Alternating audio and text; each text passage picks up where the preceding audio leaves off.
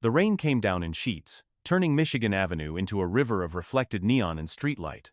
Through the downpour, a figure emerged from the shadows. A black man in his early 40s, wearing a worn jacket that had seen better seasons, stood before the towering glass facade of the Meridian Grand Hotel. Water dripped from the brim of his cap. His shoes, scuffed and practical, pooled rainwater with each step. This was Elias Carter. Though the name would mean nothing to the doorman who glanced at him with barely concealed disdain. Though his face had graced the cover of Forbes 3 months prior, labeled as the hospitality industry's most enigmatic success story. Tonight, he was invisible. Exactly as he intended, the lobby beyond those revolving doors belonged to him. Every marble tile, every crystal chandelier, every thread in the Persian rugs that cost more than most people earned in a year. He had signed the acquisition papers for this property 6 weeks ago, adding it to the Blackstone hospitality empire he had built from nothing. But the staff inside did not know his face. He had made certain of that. Elias pushed through the doors, leaving a trail of water on pristine floors. The warmth inside was immediate, artificial, unwelcoming despite its temperature. He approached the reception desk where 2 attendants stood in crisp uniforms. Their postures perfect, their smiles frozen in professional neutrality. Until they saw him. The first attendant, a young woman named Chelsea with blonde hair pulled into a tight bun, looked up from her computer screen. Her smile faltered. Disappeared entirely.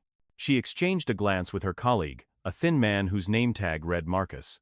Neither spoke for several seconds, though Elias stood directly before them, water still dripping from his jacket onto their immaculate counter. Finally, Chelsea spoke. Her voice carried the kind of politeness that felt like a weapon. The kind Elias had heard too many times in his life to mistake for genuine courtesy. "Can I help you?" The words were right. The tone was all wrong. "I have a reservation," Elias said quietly. His voice was deep, measured, carrying the weight of someone who had learned to speak carefully in rooms where people waited for him to raise his voice. Under the name Johnson. Room for 3 nights. Chelsea's fingers moved across her keyboard with theatrical slowness. She frowned at the screen. Clicked her mouse. Frowned deeper. "I'm not seeing any reservation under that name. I booked it 2 weeks ago. Confirmation number 77392. More clicking, more frowning. Marcus had now turned his full attention to Elias, studying him with the kind of scrutiny reserved for people deemed suspicious simply for existing in spaces they supposedly did not belong. "Sir," Marcus interjected, his voice carrying more edge than his colleagues. "We're a 5-star establishment. All guests are required to provide identification and a valid credit card upon check-in. Due to security policies, we reserve the right to refuse service to anyone who doesn't meet our standards." Elias reached slowly into his jacket pocket. He could feel their bodies tense. As if he might pull out something dangerous instead of a wallet. He produced both items requested. His driver's license. A black credit card, matte finish, deceptively simple. The kind only issued to individuals with significant wealth. Chelsea took them with 2 fingers, as if handling something contaminated. She glanced at the license for perhaps half a second. Did not bother examining the card closely enough to notice the name embossed there. Elias Carter. The same name that appeared on the deed to this building. On the incorporation papers for Blackstone Hospitality. On the Forbes list of self-made billionaires under 50. "I'm sorry," she said, though her tone suggested she was anything but. "Our premium suites are fully booked for the season. Perhaps you would be more comfortable at one of the budget hotels near the airport." Behind Elias, a family had entered. White, well-dressed. Designer luggage. The father's coat was dry. Protected by the valet service that had somehow missed Elias entirely. Chelsea's entire demeanor transformed. "Welcome to the Meridian Grand. How may I assist you this evening?" The family was checked in within 3 minutes. No questions about standards. No suggestions of budget alternatives. Elias stood to the side, watching. Learning. Documenting every detail in the methodical way he had trained himself to observe the world. This was not the first time he had been judged by his appearance. It would not be the last. But it was, perhaps, the most instructive. Marcus turned back to him with an expression that mixed impatience with something darker. "Sir, as I mentioned, this hotel operates on strict security protocols. We serve a very particular clientele. I'm sure you understand." Elias understood perfectly. From deeper in the lobby, a manager approached. Gregory Walsh, according to his name tag. Late 50s. Silver hair. The kind of face that spoke of country clubs and private schools and connections that opened doors without knocking. He had clearly been summoned by some silent signal from the desk staff. "Is there a problem?" Walsh asked, though he directed the question to Chelsea, not to Elias. "This gentleman claims to have a reservation, but we have no record of it. I've explained our policies." Walsh looked Elias up and down. A slow assessment. From the wet cap to the worn jacket to the scuffed shoes. His expression hardened into something that resembled polite concern but felt like dismissal. "Sir, I'm going to have to ask you to leave. This hotel is not for people like you. There are several affordable options within walking distance. I'm happy to provide directions. People like you." 3 words that carried the weight of centuries. 3 words that reduced a human being to a category. A presumption. A prejudice. Behind them, the well-dressed family settled into the lounge with cocktails already in hand. Someone laughed. The sound echoed through the lobby like broken glass. Elias felt the old anger rising. The kind that had fueled him at 15 when he had scrubbed hotel toilets while classmates went to prom. The kind that had driven him at 25 when venture capitalists told him no one would trust a hotel chain built by someone who looked like him. The kind that had shaped him at 35 when he proved them all catastrophically wrong. But he had learned something else over those years. Anger without control was just noise. Fury without strategy was waste. Power was not about volume. It was about precision. He smiled. Soft. Almost sad. "That's fine," he said quietly. "I'll come back soon." He placed the credit card and identification back on the counter. Did not snatch them. Did not make a scene. Simply set them down with the careful dignity of someone who understood that how you leave a room matters as much as how you enter it. Then Elias Carter turned and walked back into the rain.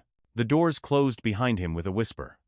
Through the glass, he could see the lobby continue as if he had never existed. Chelsea laughing at something Marcus said. Walsh returning to his office. The machinery of exclusion running smooth and practiced. Elias stood on the sidewalk as rain soaked through his jacket to his shirt to his skin. Water ran down his face. Could have been rain. Could have been something else. He reached into his pocket and pulled out his phone. One call. That was all it would take. But not yet. First, he needed them to feel safe. Secure in their cruelty. Confident that their actions would have no consequences because people like him had no power. No recourse. No ability to fight back. They had no idea who they had just turned away. Elias Carter had not always been invisible by choice. There was a time when invisibility was his only armor against a world determined to erase him. He had been born into a neighborhood where police sirens were the soundtrack of childhood. Where his mother worked 3 jobs and still came up short on rent. Where his father's absence was so normal it barely registered as tragedy, just another statistic in the long list of broken families and broken promises. At 15, Elias had taken his first job at a motel near the highway. The kind of place where rooms rented by the hour and questions were discouraged. He cleaned bathrooms. Changed sheets stained with things he tried not to imagine. Vacuumed carpets that held decades of desperate stories. The manager there had been a man named Carl. White. Perpetually angry. He paid Elias under the table, below minimum wage. And reminded him daily that he should be grateful for the opportunity. When Elias asked for the raise he had been promised after 6 months, Carl had laughed in his face. "You think you're worth more? Boy, you're lucky I let you work here at all." Elias had quit the next day. Hungry. But not broken. He had learned something in that motel that would shape everything that followed. He learned that in the hospitality industry, how you made people feel mattered more than anything else. Comfort was currency. Dignity was luxury. And too many establishments understood neither. So at 19, with money saved from 3 different jobs and a business loan that took 17 rejections to secure, Elias opened his first property. Nothing grand. A small motel on the south side of Chicago. 40 rooms. Clean. Safe. Affordable. He hired people who looked like him. Who came from neighborhoods like his. Who understood what it meant to work with pride in places others considered beneath them. Word spread. Working families found refuge there. Traveling salespeople appreciated the honest pricing. Elderly couples on road trips felt safe. Within 2 years, he had paid back the loan. Within 5, he had opened 3 more locations. The business model was simple. Treat people like human beings. Charge fair prices. Hire staff who believed in service without servitude. Train them to recognize that every guest who walked through the door carried a story that deserved respect. By 30, Elias had built a regional chain. By 35, he had gone national. By 40, international. Blackstone hospitality became known for something revolutionary in an industry often built on exploitation. They paid living wages, offered real benefits, promoted from within, and maintained standards of service that put luxury brands to shame. But Elias had never forgotten what it felt like to be dismissed, to be seen as less than, to have your humanity reduced to a glance, a judgment, a cruel sentence delivered with a smile. That was why he did this. These unannounced visits, these tests in disguise. He needed to know if his properties were truly living up to the values he had built them on, or if they had become the very thing he had sworn to never create. Places where money bought decency and appearance determined worth. Tonight, the Meridian Grand had failed spectacularly. Elias made the call from his car, parked 3 blocks away. His assistant answered on the first ring. "Megan, I need you to arrange transport, the full detail, and contact every board member. Tell them we have a situation that requires immediate attention." Megan Hayes had worked with Elias for 12 years.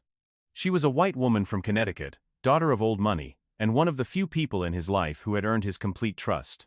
Not because she agreed with him always, but because she challenged him when he was wrong and stood beside him when he was right. She had taken a pay cut to join his startup when he was nobody. Now she was chief operating officer of a billion-dollar company. She asked no questions. She knew his tone. 20 minutes, she said. "I'm mobilizing everyone now." Elias sat in the darkness of his car, rain drumming on the roof, and allowed himself a moment of the anger he had suppressed in that lobby. His hands gripped the steering wheel. His jaw clenched. Breath came hard and fast. Then he released it. All of it. Let it flow out and away because fury was a tool, not a master. And he needed clarity for what came next. Exactly 19 minutes later, a black limousine pulled up beside his car, followed by 2 SUVs. His security detail emerged first. Then Megan, holding an umbrella, dressed in a sharp suit despite the late hour. Elias stepped out. She handed him a tablet. "Live feed from the hotel security system. I accessed it 5 minutes ago. Perfectly legal since you own the property." She paused. "I watched what happened. I've already drafted termination papers for everyone involved." Elias nodded, took the tablet, began reviewing footage. "There's more," Megan said quietly. "I pulled the employment records. Gregory Walsh has been with the company for 2 months. Came from the Sterling property downtown. There were complaints. 3 from guests of color. All dismissed by previous management as misunderstandings." Elias looked up from the screen. "How did he get hired?" "He was recommended by the former owner. The one you bought this property from. Apparently they go way back. Country club friends." "Of course." Elias closed the tablet, straightened his jacket. Rain had stopped, but the streets still gleamed with water, reflecting the city lights in fractured patterns. "Let's go teach them something about hospitality." The limousine doors opened. Elias Carter stepped in. Not as the man in the worn jacket, but as the man who owned everything those people inside believed they controlled. The convoy pulled up to the Meridian Grand at precisely 11:47 in the evening. 3 vehicles. Lights cutting through the night. Security emerged first, moving with practiced efficiency. They held the doors, formed a corridor of professional presence. Then Elias appeared. Same man, different context. He wore a charcoal suit now, tailored to perfection. Italian leather shoes that cost more than most monthly salaries. His presence filled space in a way that made people turn and stare without quite understanding why. Megan walked beside him, heels clicking on marble, carrying a leather portfolio. Behind them, 2 additional executives from the corporate office. Witnesses. Documentation. This would be done properly. The doorman who had ignored Elias hours earlier nearly dropped his umbrella. His mouth opened. Closed. Opened again like a fish drowning in air. Inside, the lobby was quieter now. Late night. Fewer guests. Just staff preparing for shift change. And there, behind the desk, Chelsea and Marcus. Still on duty. Probably trading stories about the wet stranger they had turned away. Probably laughing. They saw him coming. Recognition flickered across their faces like faulty electricity. Confusion first. Then dawning horror. Elias walked straight to the desk. Placed both hands on the marble counter. Looked at them with eyes that held no anger. Just cold, clear assessment. "I believe we were interrupted earlier.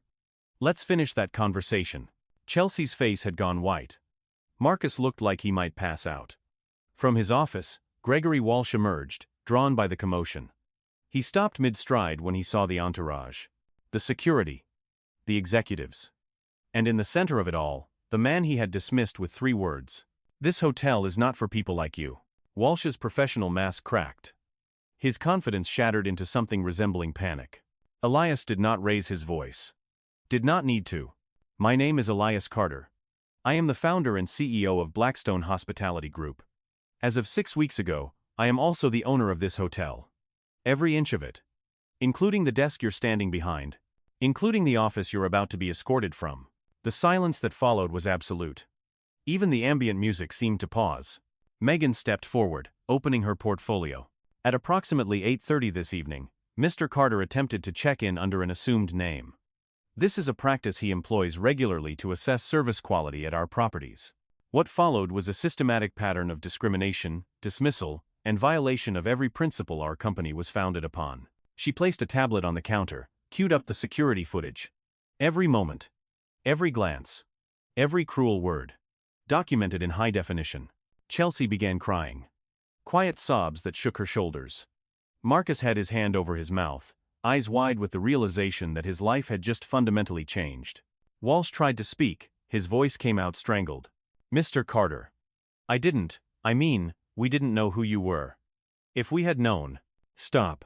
One word. Delivered with such finality that Walsh's mouth snapped shut. Elias leaned forward slightly. "Tell me, Mr. Walsh. How do you choose which guest deserves respect?" Walsh stumbled over words. His face flushed red, then pale, cycling through colors like a distress signal. We have standards. Security protocols. We can't just let anyone." "Anyone." Elias repeated the word slowly. "You mean anyone who looks like me? Anyone whose appearance doesn't match your preconceived notion of wealth, of worthiness, of humanity?" "That's not what I meant." "Then what did you mean when you told me this hotel was not for people like me?" "Please. I'm genuinely curious. What people am I like? Describe them for me." Walsh had no answer. Because there was no answer that would not reveal the ugly truth they all knew. Elias straightened. Looked around the lobby at staff members who had gathered, drawn by the scene. Some looked ashamed. Others confused. A few defiant, as if their actions were justified by some code of conduct that prioritized appearance over character. "In 47 minutes, it will be midnight. At that time, I want every staff member who was on duty this evening to gather in the main conference room. Everyone. From managers to maintenance. This is not optional." He turned to Megan. "Make the calls. I want HR here. Legal. And representatives from our diversity and inclusion department." Megan nodded, already typing on her phone. Elias looked back at Walsh, at Chelsea, at Marcus. At all the faces that had dismissed him. Mocked him. Reduced him to nothing. You have 47 minutes to think about what it means to judge someone by how they look rather than how they act. To assume poverty from appearance. To equate worth with wardrobe. I suggest you use that time wisely. Then he walked away. Toward the elevator. Toward the owner's suite on the top floor that he had designed himself when acquiring the property. The doors closed on a lobby frozen in shock and shame. The conference room on the 3rd floor was designed for corporate meetings. Sleek table. Ergonomic chairs. Floor-to-ceiling windows overlooking the Chicago skyline. At 12:03 in the morning, it was filled with 37 people in various states of distress. Elias sat at the head of the table. Megan to his right. The legal team to his left. HR had arrived with files. Thick documentation. Employment records. Performance reviews. Everything needed to conduct what came next. The staff filed in. Some walked with heads down. Others with defiant chins raised. Walsh sat as far from Elias as possible. Chelsea could not stop crying. Marcus stared at the table like it might offer escape. When everyone was seated, Elias stood. He did not pace. Did not gesticulate. Simply stood and spoke with the quiet authority of someone who had earned every ounce of power he wielded. "I built Blackstone Hospitality on a simple principle. Everyone deserves dignity, every guest. Every employee. Every human being who walks through our doors, regardless of what they look like or where they come from or how much money is in their bank account." He pressed a button on the remote in his hand. The large screen behind him lit up.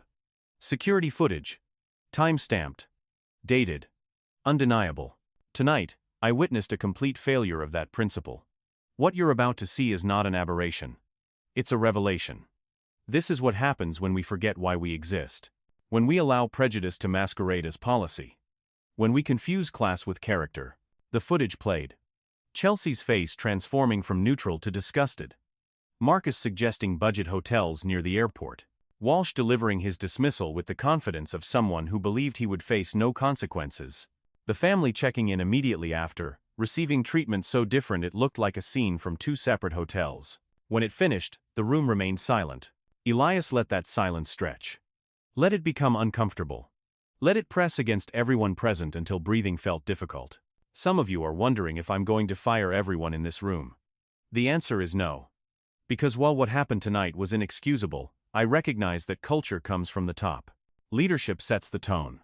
And the leadership of this hotel has clearly failed you. He looked directly at Walsh.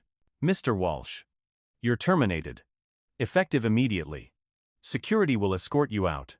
You'll receive severance as outlined in your contract, but you will never work for any Blackstone property again. And I will ensure that every hotel chain worth its name knows exactly why you were let go. Walsh opened his mouth to protest. Closed it. He had nothing to say that would matter. Two security officers appeared at his sides. He stood slowly, a man watching his career crumble in real time, and walked out. Chelsea Martin. Marcus Johnson. You're terminated as well. Same terms. Chelsea's sobs intensified. Marcus closed his eyes. They left together, two people who had made choices that would echo through the rest of their lives. Elias turned back to the remaining staff. Everyone else has a choice. You can stay and commit to the values this company actually stands for. Or you can leave. But if you stay, understand this. The next time I walk through those doors, in whatever clothes I choose to wear, I expect to be treated exactly the same as any other human being. Not because you know who I am, but because you understand who you are. A hand rose tentatively. A young man. Early 20s. Name tag read Derek. Mr. Carter, I'm sorry. I didn't participate in what happened, but I didn't stop it either. I just stood there. I'm ashamed of that. Elias nodded slowly. Silence is participation. But acknowledging it is growth. Use that shame. Let it teach you. Let it make you better. Another hand. An older woman. Late 50s. Gray hair pulled back. Soft eyes that held sadness. Sir, my name is Patricia Moore. I work in housekeeping. When you left tonight, I saw you standing in the rain. I wanted to say something. Bring you a towel. An umbrella. Anything. But I was scared. Scared of what? Of Mr. Walsh. He has a temper. Had a temper. He made it clear that certain guests were priority and others were, well, not. Elias studied her face. Saw truth there. He remembered her vaguely from his time in the lobby. She had been cleaning windows near the entrance. Had glanced at him with what might have been sympathy. Mrs. Moore, how long have you worked in hospitality? 32 years, sir. Started as a maid in Atlantic City. Worked my way to supervisor. Then the hotel closed, and I took whatever I could find. Ended up here 6 months ago. Do you like your work? I used to love it. Making a space clean and welcoming for people. There's dignity in that. But lately, I don't know. The joy went out of it. Elias made a decision. The kind of decision he had learned to trust over decades of reading people, of understanding when someone's story aligned with their character. Mrs. Moore, effective immediately, you're promoted to Director of Guest Services. Your job will be to train every staff member in this hotel on what real hospitality means. You'll report directly to the new general manager, once I find someone worthy of the position. Salary starts at $85,000 annually. Benefits include health insurance, retirement matching, and 4 weeks paid vacation. Patricia Moore's mouth fell open. Around the room, shock rippled through the remaining staff. I don't have the education. I never finished college. You have something better than a college degree. You have empathy. You have experience. And you remembered a stranger standing in the rain when everyone else forgot he was human. That's the only qualification that matters to me. Tears streamed down Patricia's face. But these were different tears. The kind that came from being seen after years of invisibility. The meeting continued for another hour. Policies were reviewed. Expectations clarified. Training schedules arranged. By the time it ended at 1:30 in the morning, a new understanding had settled over the room. Fear had transformed into something that resembled hope. Shame into determination. As people filed out, several approached Elias personally. Apologized. Committed to change. He accepted each apology with grace, but made no promises beyond giving them the chance to prove themselves. When the room was empty except for him and Megan, he finally sat down heavily in one of the chairs. "That went better than expected," Megan said. "Did it? I just destroyed 3 people's careers. You held them accountable for their choices. There's a difference." Elias rubbed his face. Exhaustion crept in around the edges of his adrenaline. "When I was 15, working at that motel, Carl used to tell me I should be grateful just to have a job. That people like me didn't get second chances. I spent years wondering if he was right. If I was delusional, to think I could build something different. You built something extraordinary, did I? Because tonight proved that even in my own hotels, that same sickness exists. That same casual cruelty. I can write policies and mandate training, but I can't change what's in people's hearts." Megan leaned forward, elbows on the table. "No. But you can create consequences for their actions. And you can elevate people like Patricia Moore, who prove that goodness still exists. You can't fix everyone. But you can stack the deck in favor of decency." Elias looked at her. This woman who had believed in him when he was nobody. Who had worked alongside him through failures and victories. Who understood that his anger came from a place of deep, abiding pain. "Thank you," he said quietly. "For what? For seeing me. All these years.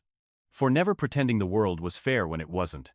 But also never letting me use that unfairness as an excuse to become something bitter." Megan smiled. "Someone wise once told me that power without compassion is just tyranny in a better suit.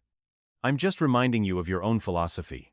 They sat in comfortable silence, as the city lights blinked beyond the windows, each one representing a life, a story, a struggle invisible from this height. By morning, word had spread. Not through official channels. Not through press releases. But through the ancient network of hotel workers who talked to other hotel workers. Who shared stories over coffee breaks and shift changes. About the CEO who tested his own property in disguise. About the staff who failed spectacularly. About the justice that came swiftly and publicly. By noon, it had reached the media. A reporter from the Tribune called Megan's office. Then CNN. Then dozens more. All asking for comment. For interviews. For Elias's side of the story. He agreed to one interview. Local television. A trusted journalist named Karen Williams who had covered his rise from the beginning, who understood context, who would not sensationalize pain for ratings. They met in the lobby of the Meridian Grand. Fitting somehow. The scene of the crime, the site of justice. A place being transformed before their eyes as new training began, as Patricia Moore started implementing changes, as the remaining staff worked to prove they deserved a second chance. Karen set up her camera. Checked the lighting. Then sat across from Elias with her notepad and genuine curiosity. "Mr. Carter, thank you for doing this. I want to start with a simple question. Why did you come to this hotel in disguise? To see the truth. I can walk into any property with my security detail, and staff will perform perfectly. Smiles. Efficiency. Everything I want to see. But that's not reality. That's theater. I needed to know what happens when I'm just another guest. Just another person. And what did you learn?" Elias paused. Chose his words carefully. "I learned that we have more work to do. That policies on paper don't always translate to practice. That training alone cannot overcome prejudice, unless there's accountability. And I learned that people like Mrs. Patricia Moore still exist in this industry. People who remember why hospitality matters. Some people are saying your response was too harsh. That firing staff on the spot was excessive. Those people have never stood in the rain, soaking wet, while being told they don't belong somewhere simply because of how they look. They've never had their humanity reduced to a dress code violation. They've never experienced the particular humiliation of being dismissed without ever being seen." His voice remained calm. But something in his eyes flickered. Old pain. New determination. "I don't want revenge," Elias continued. "I want change. Real change. The kind that makes a 17-year-old kid, working his first hospitality job, believe that he belongs in this industry. That his background doesn't disqualify him from excellence. That his appearance is not his destiny." "Is that what you believed at 17? "No. I believed I had to be twice as good to get half as far. I believed that every mistake would be magnified and every success minimized. And I was right. For years, I was right. Until I decided to stop waiting for the industry to change and started building the change myself."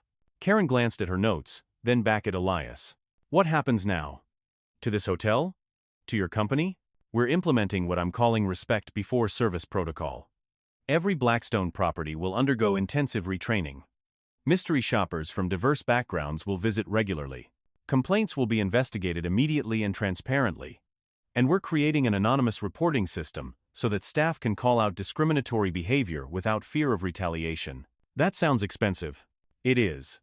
It'll cost us millions in the first year alone. But you know what's more expensive? The cost of losing your humanity. The cost of building an empire on the backs of people's dignity. I'd rather lose money than lose my soul. The interview aired that evening. Within hours, it had been shared thousands of times. Comments poured in. Some praised Elias. Some criticized him. Some shared their own stories of discrimination in hotels, restaurants, stores. Places where they had been made to feel less than human because of their appearance. The next day, Blackstone Hospitality's stock price dropped 6%. Investors were nervous about the expense of new protocols. About the publicity. About anything that threatened quarterly profits. Elias called an emergency board meeting. 12 people sat around the table in the corporate headquarters downtown. Some had been with him from the beginning. Others were recent additions, brought on when the company went public, representing institutional investors and hedge funds. The CFO presented the numbers. The projected costs. The potential impact on shareholder value.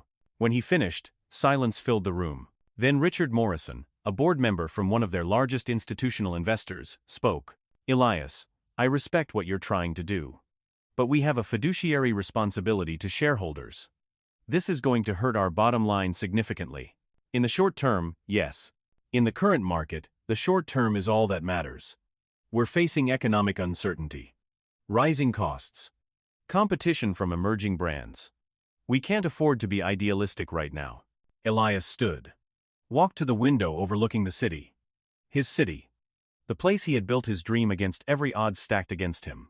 I'm going to tell you all a story.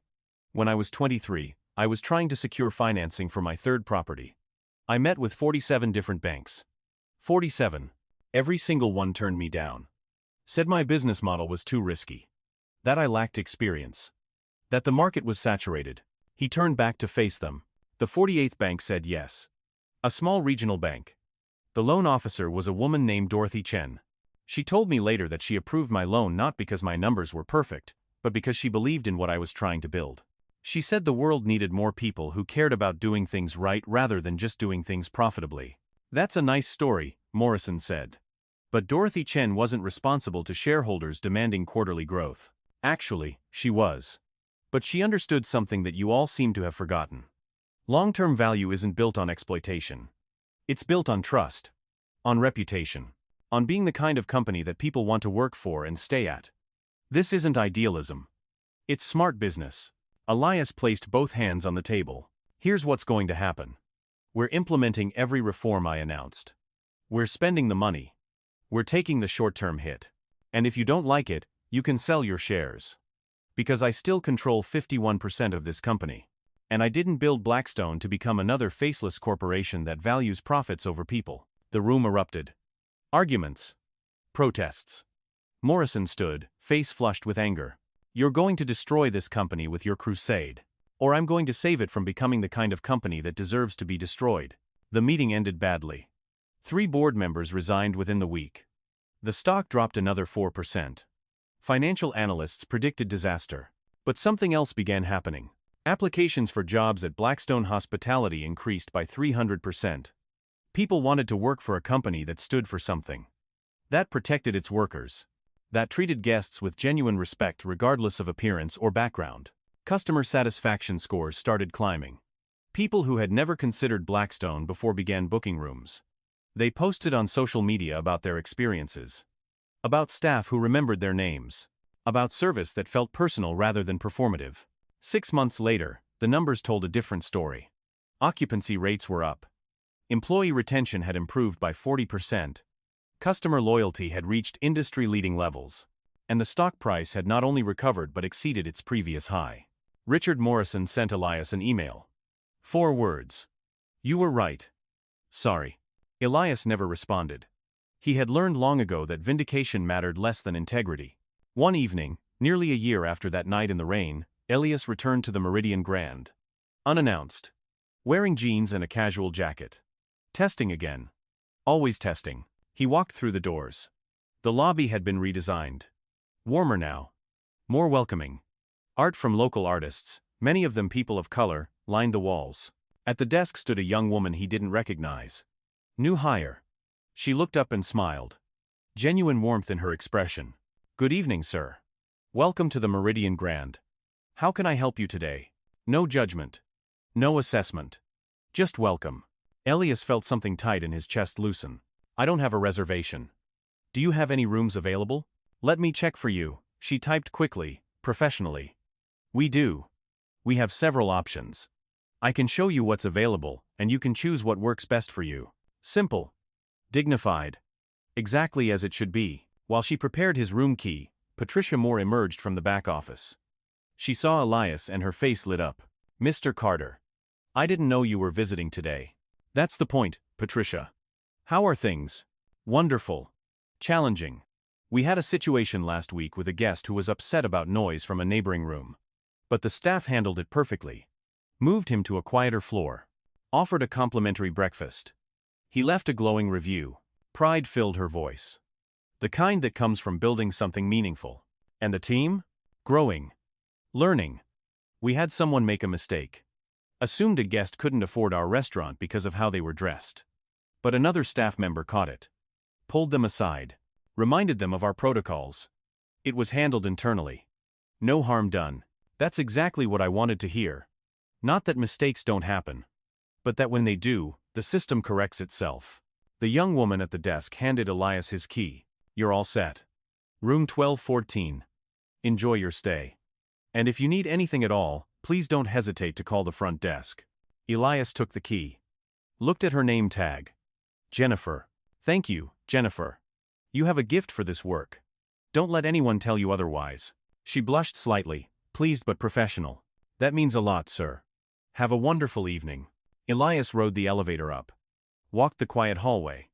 Entered his room and stood by the window, looking out over the city. His phone buzzed.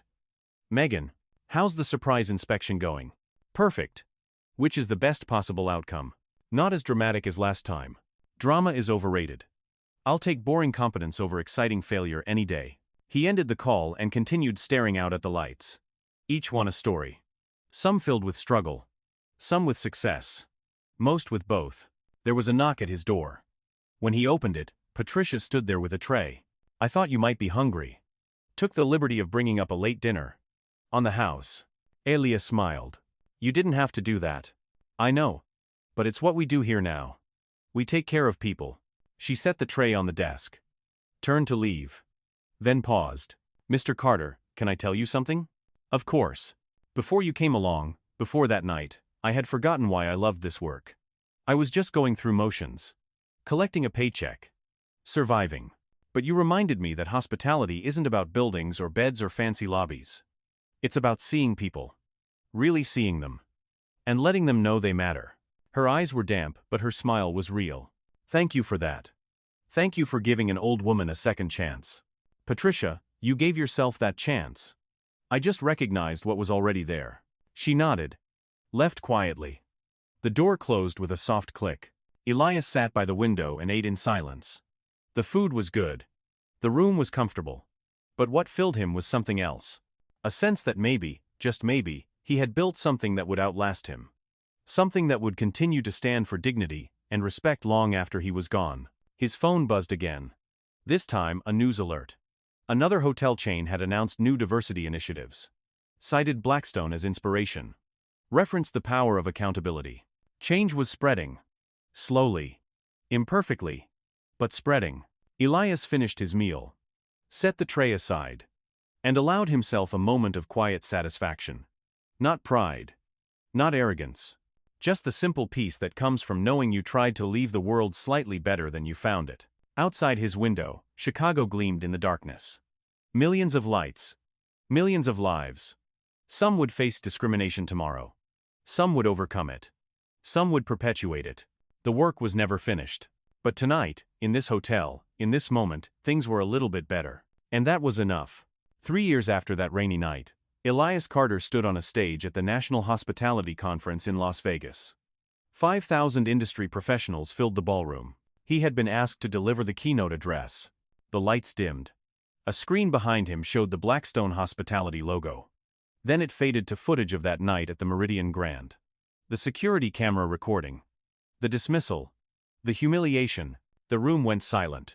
When the footage ended, Elias spoke. I could have hidden this. Swept it under the rug. Fired the staff quietly, and moved on. But I didn't. Because I realized something that night standing in the rain. This wasn't just my problem. It was our problem. The entire industry's problem. He clicked to the next slide. Statistics. Data on discrimination in hospitality.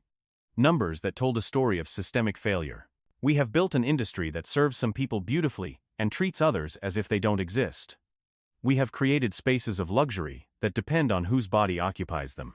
And we have done it so smoothly, so professionally, that we convinced ourselves it wasn't happening. Faces in the audience shifted. Some defensive, some thoughtful, some ashamed. I'm not here to condemn anyone. I'm here to invite you into the work of change. Real change. The kind that costs money and time and forces us to examine our own prejudices. The kind that makes us uncomfortable because comfort has been the enemy of justice for too long. He spoke for 43 minutes. Shared data on Blackstone's transformation. The costs. The challenges. But also the results. The improved retention. The loyalty. The bottom-line benefits of building a culture of genuine respect. When he finished, the applause started slowly. Then built. Then became a standing ovation that lasted 3 full minutes. Afterward, in a quiet room away from the crowds, a young man approached him. Couldn't have been older than 25. Black. Nervous but determined. Mr. Carter, I'm Marcus Johnson. I was one of the people you fired that night at the Meridian. Elias turned. Studied the young man's face. Recognized him.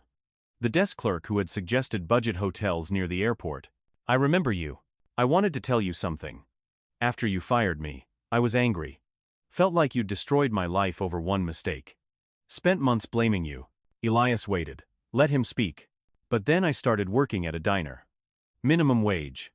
And I saw myself from the other side. Saw how I treated people differently based on how they looked.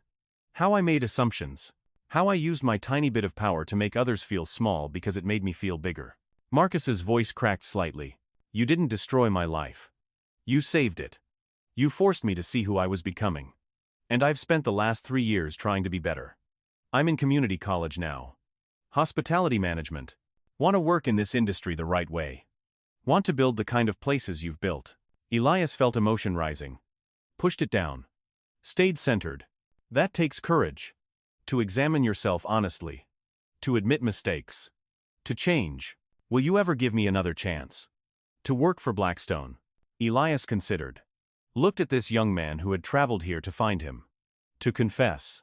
To ask for grace. Tell you what. Finish your degree. Graduate with good grades. Then apply. I can't promise you'll be hired. That'll depend on your interview and qualifications. But I promise your application will be considered fairly. Marcus nodded. Eyes bright. That's all I can ask for, thank you. He left. And Elias stood alone in the quiet room, thinking about redemption. About second chances. About the messy, complicated work of becoming human. That night, Elias sat in his hotel room with Megan, reviewing the day. The speech went well, she said. Did it change anything? That's not how change works. It's not one speech. It's 1,000 small actions. Seeds planted. Some will grow. Some won't. But you're creating conditions for growth. Elias nodded. Tired. Always tired these days. The work never stopped. Hotels to inspect. Policies to refine. Staff to train. A movement to sustain. Megan, do you think it's worth it? All of this? She looked at him with those sharp eyes that saw through evasion. You're asking if one man can make a difference in a system this large. If individual action matters against institutional inertia. Yes. Then I'll answer with a question. That young man who came to you today. Marcus. Would his life be different if you hadn't fired him that night? Probably not. And Mrs. Patricia Moore. Would she have found purpose again if you hadn't recognized her humanity? Maybe eventually. And all the guests who walk into Blackstone hotels now and feel welcomed regardless of their background. Would they have that experience if you had stayed silent? Elias said nothing. The answer was obvious. You can't change everything, Megan continued. But you change something. And that something ripples out in ways we'll never fully see. That's not failure. That's the only kind of success that actually matters. They sat together as the Las Vegas lights blinked beyond the window. Artificial, bright, desperate in their luminosity, but beautiful nonetheless. Elias thought about the boy he had been. 15 years old. Cleaning toilets. Being told he should be grateful for the privilege of being invisible. He thought about every moment of humiliation. Every door slammed in his face. Every assumption made about his worth based on his skin. And he thought about the man he had become. Not perfect. Not done growing. But committed to using his power to create spaces where others didn't have to endure what he had endured. Was it enough? Would it ever be enough? Maybe the question itself was wrong. Maybe enough was not the point. Maybe the point was simply to keep trying. Keep pushing. Keep insisting that dignity was not negotiable. I'm going to keep doing this, he said quietly. These inspections. These confrontations. Until every property I own treats every human being with respect. I know, Megan replied. That's why I'm still here. They sat in comfortable silence. Partners in a long campaign. Soldiers in a war against cruelty. And outside, the world turned. People checked into hotels. Some were welcomed. Some were dismissed. The work continued. The struggle persisted. But in a growing number of places, things were changing. Slowly. Deliberately. One interaction at a time. That would have to be enough. Because it was all anyone could do. Show up, try. Insist on better. Elias Carter had built an empire. But his real legacy was not the buildings or the profits. It was the idea that every person who walked through a door deserved to be seen. To be valued. To be treated as if their humanity mattered. Because it did. Always had. Always would. The rest was just details.